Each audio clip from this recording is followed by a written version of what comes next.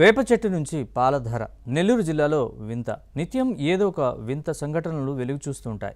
తాజాగా శ్రీ పొట్టి శ్రీరాములు నెల్లూరు జిల్లాలో మరొకటి చోటు చేసుకుంది.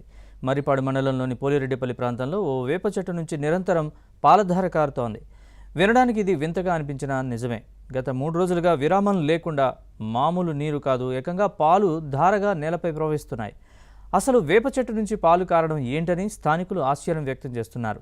ఇంకొందరు విరామం లేకుండా పాలు కారడం మహాలక్ష్మీదేవి మహత్యమేనని అంటున్నారు. ఈ అసాధారణ దృశ్యాన్ని చూసేందుకు చుట్టుపక్కల గ్రామాల నుంచి మహిళలు, భక్తులు తరలి వస్తున్నారు. అమ్మవారి మహత్యంగా భావించి పసుపు, కుంకుమ, పూలు, కొబ్బరికాయలతో ప్రత్యేక పూజలు చేస్తున్నారు. ఈ వింత ఘటనపై చర్చ సాగుతోంది. భవిష్యత్తులో ఏదో జరగబోతోందనే అభిప్రాయాన్ని వ్యక్తం చేస్తున్నారు స్థానిక జనాలు. అది ఎంతో దేవత ఉంటేనే కదా మనకాడ పాలు వచ్చేది. ఉన్నాయి కదరా దాంట్లో కొంచెం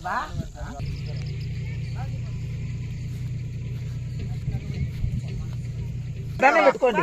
మాకు దేవత లేకుండా వచ్చాడు, ఎందుకు పాలు తీసుకుంటారా? మాకు దేవత లేకుంటే ఎందుకు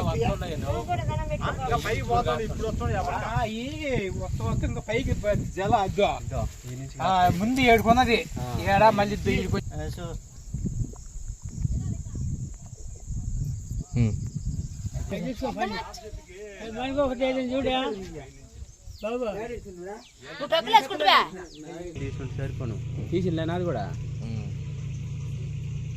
మా ఊరు చెరువు కట్టుకాడ ఒక యాప చెట్టుకు పాలు కారుతూ ఉండేవి.